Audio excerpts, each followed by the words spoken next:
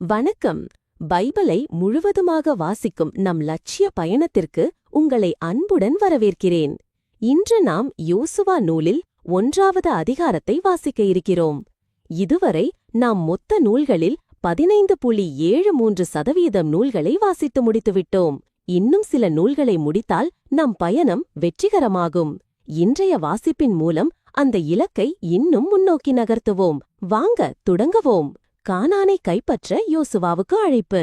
ஆண்டவரின் ஊழியர் மோசே இறந்தபின் நூனின் மகனும் மோசேயின் உதவியாளருமாகிய யோசுவாவிடம் ஆண்டவர் பின்வருமாறு கூறினார்: என் ஊழியன் மோசே இறந்துவிட்டான்.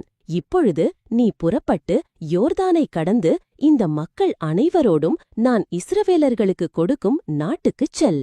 மோசேக்கு நான் கூறியவாறு உன் காலடி படும் இடத்தையெல்லாம் உங்களுக்கு கொடுப்பேன்.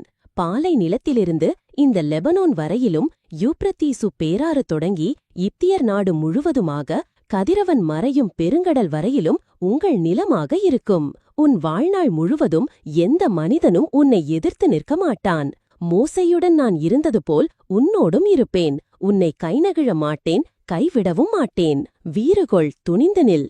ஏனெனில் இம்மக்களின் மூதாதையருக்கு கொடுப்பதாக நான் வாக்களித்த நாட்டை இவர்கள் உரிமையாக்கிக் கொள்ளுமாறு செய்வாய். திடமும் உறுதியும் கொண்டு என் ஊழியன் மோசே கட்டளையிட்ட எல்லா சட்டங்களையும் கடைப்பிடிப்பதில் கவனமாயிரு. நீ அதனின்று வலப்புறமோ இடப்புறமோ திரும்பாதே. அப்பொழுதுதான் நீ செல்லும் வழியெல்லாம் வெற்றி பெறுவாய். இந்த திருச்சட்ட நூலை உன் முன்னின்று அகற்றாதே. இரவும் பகலும் இதனை தியானம் செய்து இதில் எழுதியுள்ள அனைத்தையும் கடைப்பிடிப்பதில் கவனமாயிரு. அப்பொழுதுதான் நீ செல்லும் இடமெல்லாம் நலம் பெறுவாய், வெற்றி காண்பாய். நான் உனக்கு கட்டளையிடவில்லையா? வீறுகொள், துணிந்து நில். அஞ்சாதே, கவலைப்படாதே. ஏனெனில் உன் கடவுளும் ஆண்டவருமான நான் நீ செல்லும் இடமெல்லாம் உன்னோடு இருப்பேன். யோசுவா மக்களின் மேற்பார்வையாளருக்கு கட்டளையிட்டு கூறியது: பாளையத்தின் நடுவே சென்று இவ்வாறு மக்களுக்குரிய கட்டளையாக கூறுங்கள். உங்களுக்கு வேண்டிய உணவை தயார் செய்யுங்கள். ஏனெனில் இன்னும் 3 நாள்களில் உங்கள் கடவுளாகிய ஆண்டவர் உங்கள் உடைமையாக உங்களுக்கு கொடுக்கவிருக்கும் நாட்டை உரிமையாக்கிக் கொள்ள இந்த யோர்தானை கடப்பீர்கள். ரூபன், காத்தின் மக்களுக்கும் மனாசேயின் அரை குலத்திற்கும் யோசுவா கூறியது: உங்களுக்கு ஆண்டவரின் ஊழியர் மோசே கட்டளையிட்டதை நினைவு கொள்ளுங்கள். உங்கள் கடவுளாகிய ஆண்டவர் உங்களுக்கு அமைதி அருள்வார். இந்நாட்டை உங்களுக்கு அளிப்பார். உங்கள் மனைவியரும் குழந்தைகளும் கால்நடைகளும் ஆண்டவர் உங்களுக்கு கொடுத்த கீழே யோர்தானில் தங்கலாம்.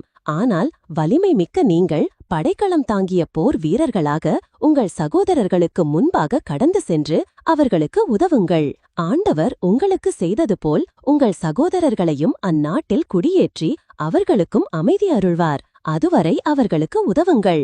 அவர்களும் உங்கள் கடவுளாகிய ஆண்டவர் கொடுக்கும் நாட்டை உரிமையாக்கிக் கொள்வர். பின்னர் கதிரவன் உதிப்பதும் கடவுளின் ஊழியர் மோசே உங்களுக்கு அளித்ததும் நீங்கள் ஏற்கனவே உடைமையாக்கிக் கொண்டதுமான கீழே யோர்தானுக்கு திரும்பி வந்து அந்நாட்டை உரிமையாக்கிக் கொள்வீர்கள்.